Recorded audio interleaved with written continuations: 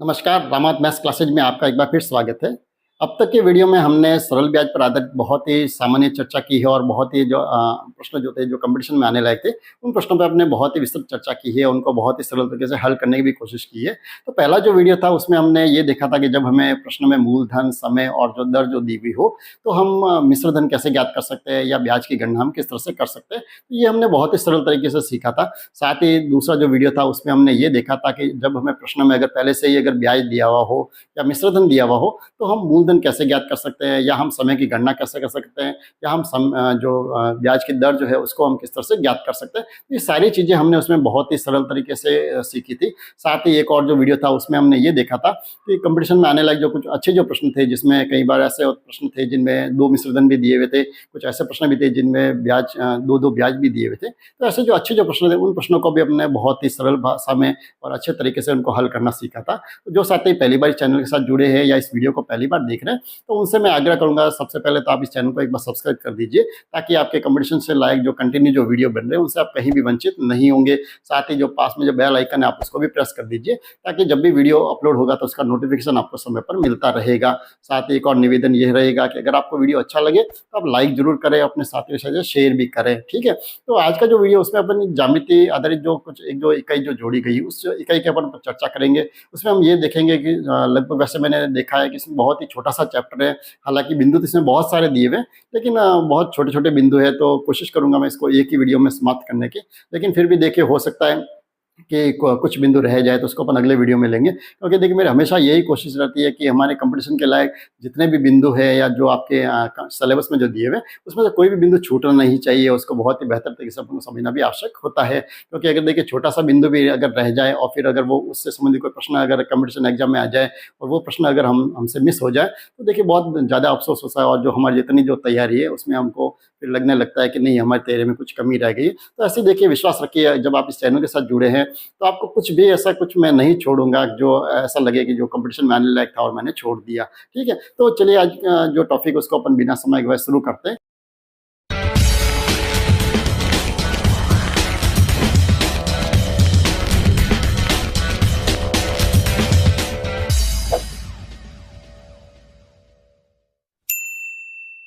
चलिए, तो वीडियो की शुरुआत सबसे पहले इसके टॉपिक से ही करते हैं। हमारे सामने एक टॉपिक जो है, जो नई जो इकाई है उसका नाम है समतल व वक्रतल। ठीक है, और साथ में हमें चर्चा करनी है कि समतल व ठोस आकृतियां क्या होती है। ठीक, तो सबसे पहले तो हम ये समझते हैं कि समतल क्या है और वक्रतल क्या है, क्योंकि ये सबसे पहले तो परिभाषा हमारे दिमाग में होगी, तब जाके हम समतल या ठोस जो आकृति है उनकी हम पहचान कर पाएंगे। ठीक है, तो सबसे पहले तो समतल का मतलब क्या है, यानी ऐसा तल होना चाहिए। कैसा होना चाहिए तल? जो बिल्कुल सपाट हो व सीधा हो। ठीक है, यानी ऐसा तल जो बिल्कुल कैसा हो, सपाट और सीधा हो, उसको कहते हैं समतल। अब समतल के रूप में देखें तो क्या किसको देख सकते हैं? जैसे हम फर्श को देखें, लगभग फर्श जो होता है वो कैसा होता है, सीधा होता है। या हम मैदान को देख लें तो मैदान भी कैसा होता है, ये सीधा। तो ये जो तल है ये कहलाता है समतल व सपाट। ठीक है, अब वक्रतल को देखें तो वक्रतल का मतलब क्या होता है? वक्र का मतलब होता है टेढ़ा मेढ़ा। कैसा होता है? सिंपल सी भाषा में कहें तो टेढ़ा मेढ़ा तल जो होता है, जो बिल्कुल सीधा या सपाट नहीं हो, वो कहलाते हैं वक्रतल। अब देखिए सीधा जो है, सपाट और सीधा तो होगा बिल्कुल इस तरह का होगा, बिल्कुल सीधा।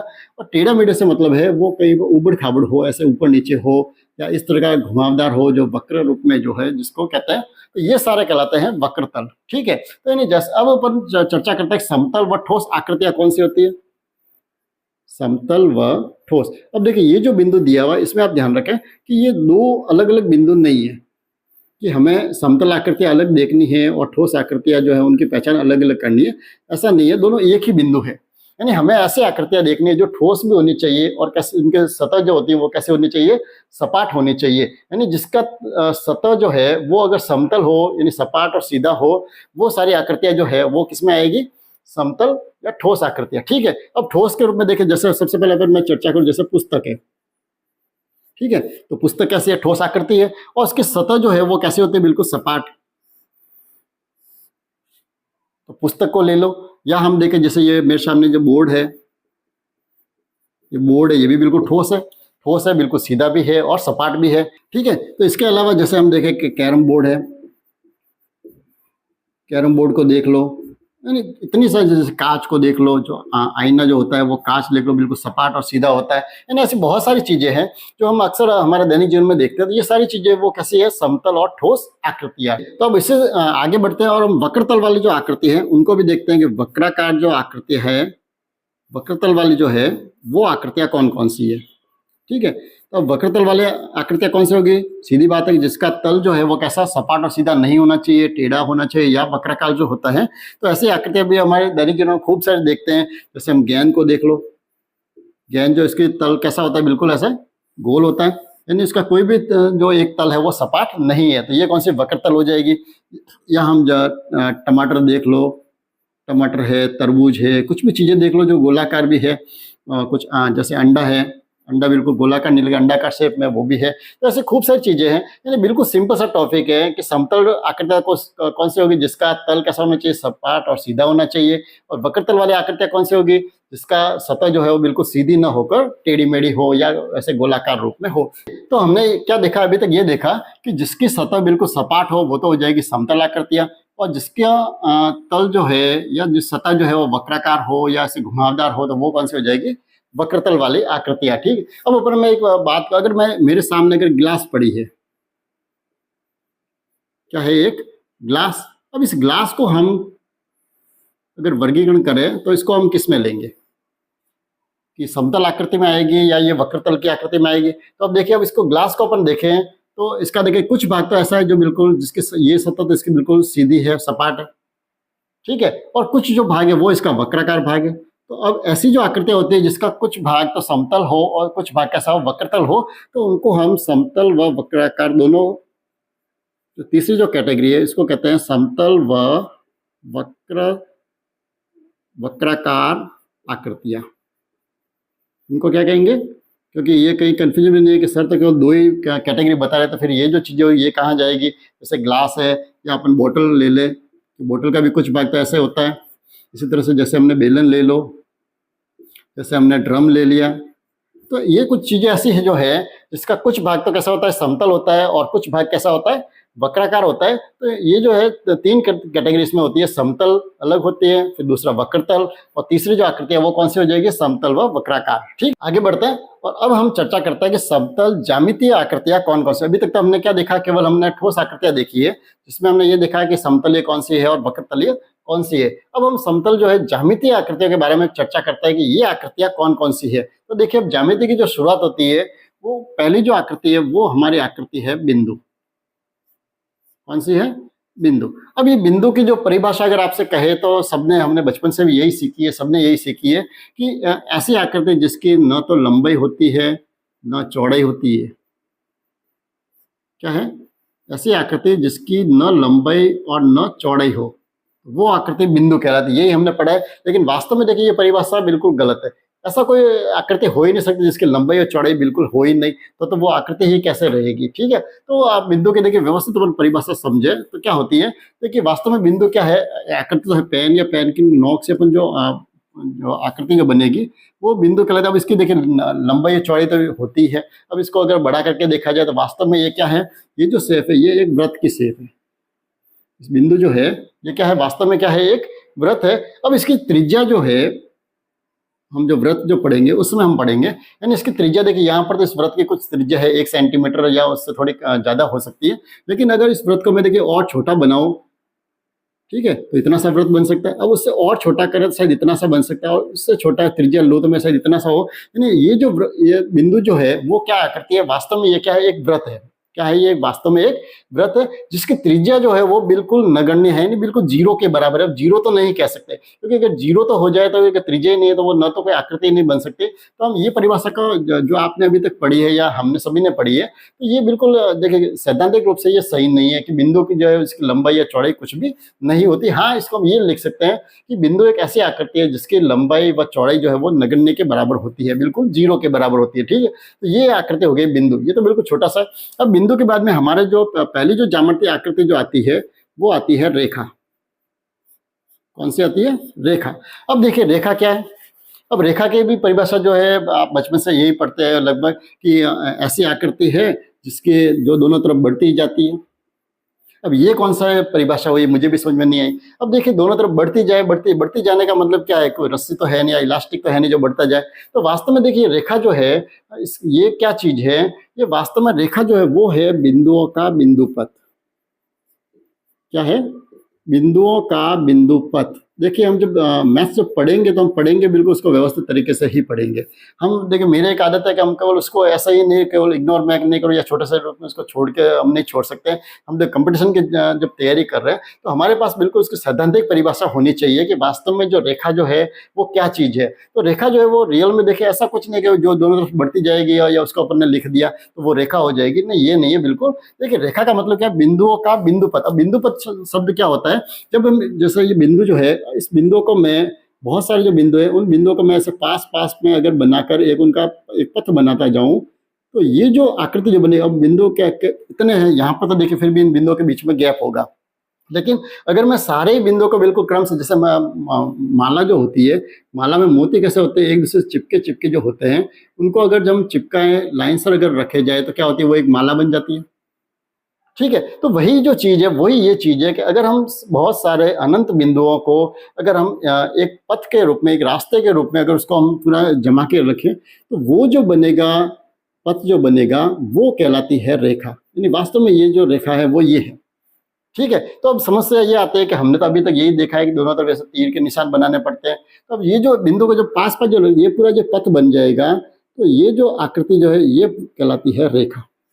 ठीक है, अब इनके तीर के निशान हम क्यों लगाते हैं, हम ये इसलिए लगाते हैं कि ये जो बिंदु का बिंदु पथ जो है वो कहीं खत्म नहीं हो रहा है, इधर भी हम बिंदु आगे और बढ़ रहे हैं, इधर भी जो बिंदु है वो आगे इनका पथ और है, यानी बहुत सारे बिंदु हैं। इसलिए हम रेखा की परिभाषा इसमें क्या लिखते हैं, ये बिंदुओं का बिंदु पथ है। कितने बिंदुओं का, अब इसको और शुद्ध करें तो इसका अर्थ ये हो जाएगा अनंत बिंदुओं का बिंदु पथ। क्या हो जाएगा, अनंत बिंदुओं का बिंदु पथ जो है वो कहलाती है रेखा। ठीक है, अब देखिए रेखा बिल्कुल बिंदु का बिंदु पथ सीधा भी हो सकता है। तो अगर वो सीधा अगर बिंदु पथ जो है सीधी जो रेखा अगर बन रही है उसको तो क्या कहेंगे, सरल रेखा।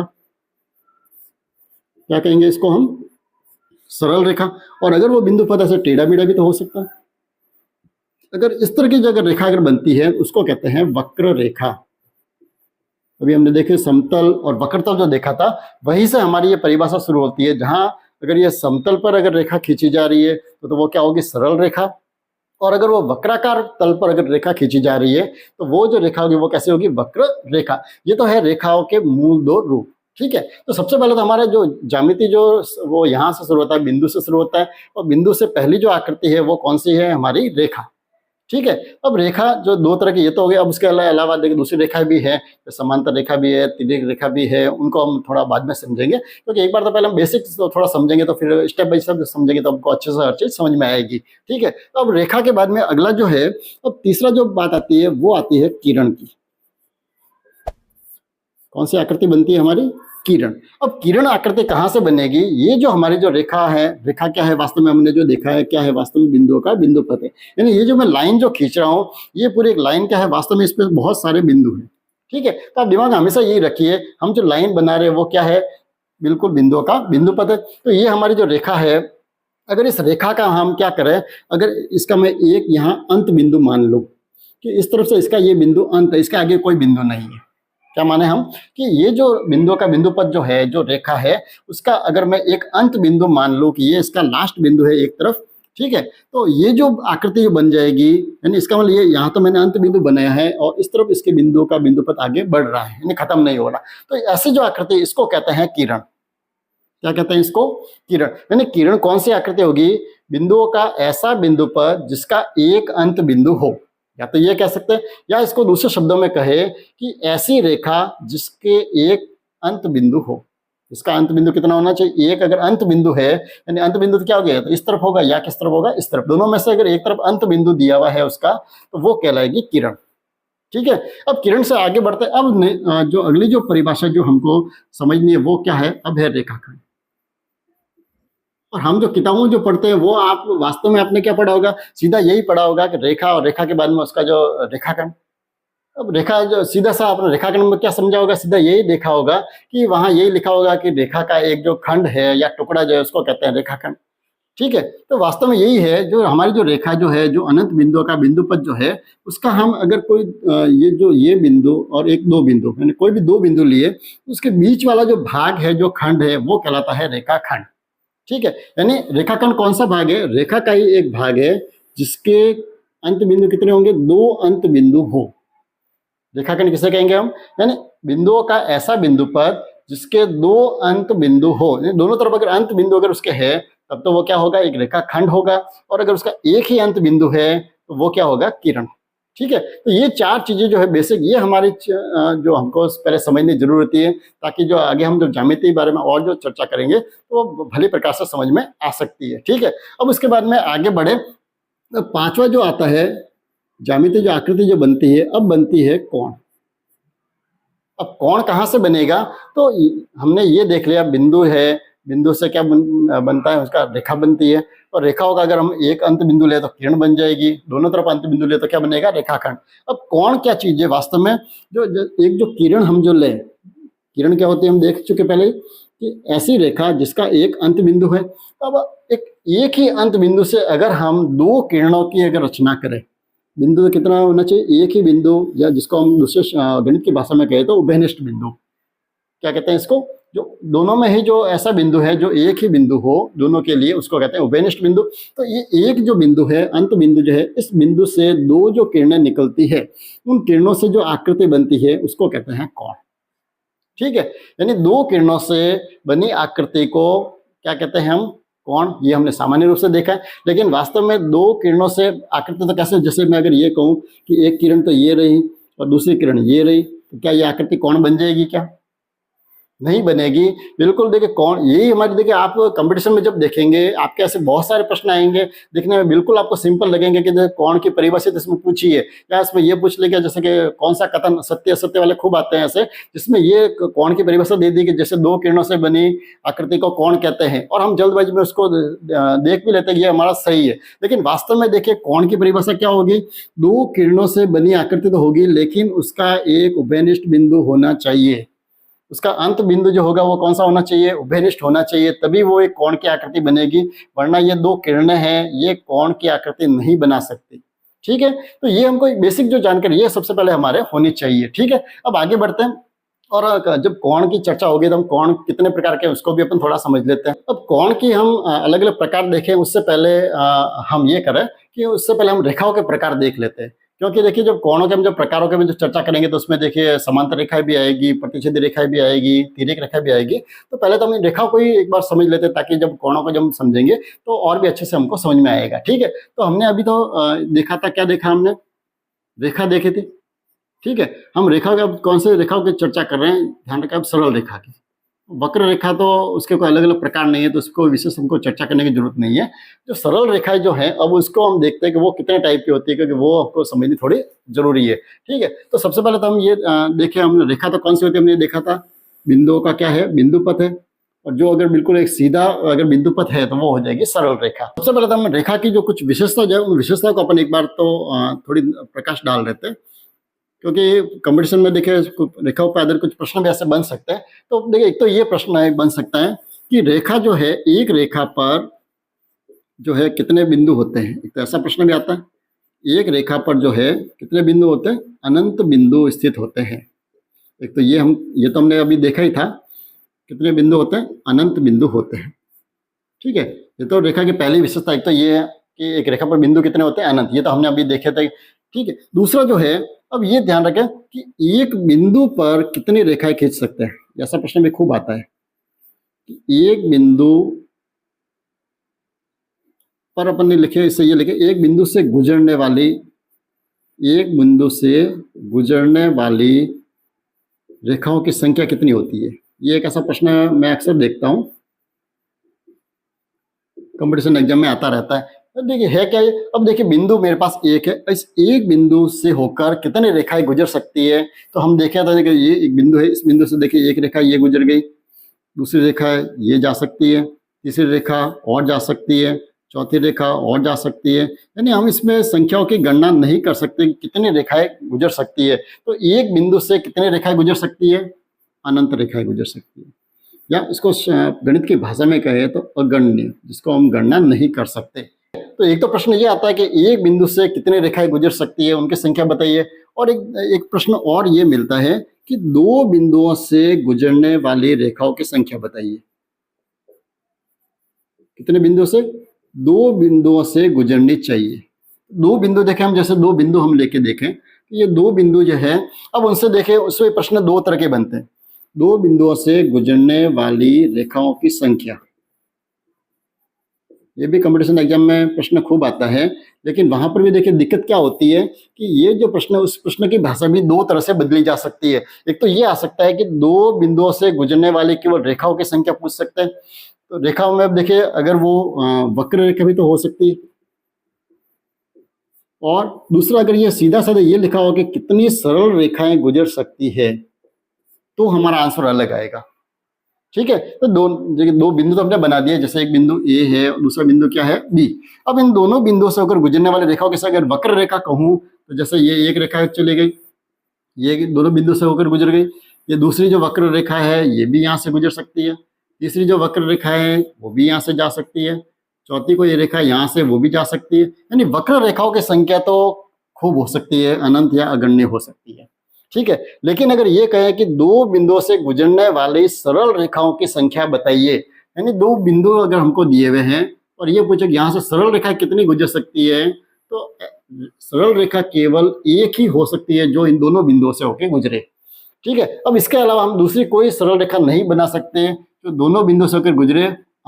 अगर एक बिंदु से तो हमने पहले देखा था कि उस पर तो दूसरी सरल रेखा भी स्थित हो सकती है, लेकिन दो बिंदुओं से होकर गुजरे ऐसी सरल रेखा दूसरी नहीं हो सकती। तो दो बिंदुओं से गुजरने वाली सरल रेखा कितनी होगी? केवल मात्र एक सरल रेखा ही हो सकती है। इसके अलावा एक प्रश्न मेरे दिमाग में और आ रहा है, जो रेखाओं से संबंधित जो आता है, वो ये आता है कि किन्हीं भी दो रेखाएं जो है, जैसे ये मैंने दो रेखाएं जो बनाई है, उनके उभयनिष्ठ बिंदु कितने हो सकते हैं। यानी जैसे ये दो रेखाएं हमने दी है, तो इसके बीच में इसका उभयनिष्ठ यानी ऐसा कॉमन बिंदु जो है, जो दोनों ही रेखाओं में स्थित है, वो कितने बिंदु हो सकते हैं? केवल मात्र एक। तो दो रेखाओं के जो उभयनिष्ठ बिंदु है, दो रेखाओं के उभयनिष्ठ बिंदुओं की संख्या जो होगी वो कितनी होती है? हमेशा ध्यान रखा, केवल मात्र एक। यानी उभयनिष्ठ बिंदु जो है वो हमें कितना होगा? केवल एक ही हो सकता है जो दो रेखाओं का हो। ठीक है, तो ये कुछ जो रेखाओं की जो विशेषता ये मेरे दिमाग में आ रही थी, आप इसको भी एक बार अच्छी नोट कर लीजिए या इसका स्क्रीनशॉट आप ले लीजिए, क्योंकि ऐसे छोटे छोटे प्रश्न भी अक्सर कंपटीशन एग्जाम में अपन को देखने को मिलते हैं। तो अब हम रेखाओं के प्रकार को भी थोड़ा देख लेते हैं कि रेखा कितने प्रकार की देखते हैं। जैसे पहला जो हम कई बार आप गाइड में देखोगे, आपको अक्सर देखने को मिलेगा कि समांतर रेखाएं शब्द खूब मिलता है कि समांतर रेखाएं कौन सी होती है। ठीक है, तो देखिए रेखाओं को देखकर हम सरल रेखा की बात कर रहे हैं, तो ऐसी दो या दो से अधिक रेखाएं, कितनी रेखाएं होनी चाहिए? दो या दो से अधिक भी हो सकती है, दो या दो से अधिक रेखाएं। रेखाओं से तात्पर्य यहाँ हमारा सरल रेखा ही है, ये आप ध्यान रखें। ठीक है, तो दो या दो से अधिक जो रेखाएं हैं, वो अगर ऐसी रेखाएं जो एक दूसरे को आपस में नहीं काटती है, क्या है इसकी परिभाषा?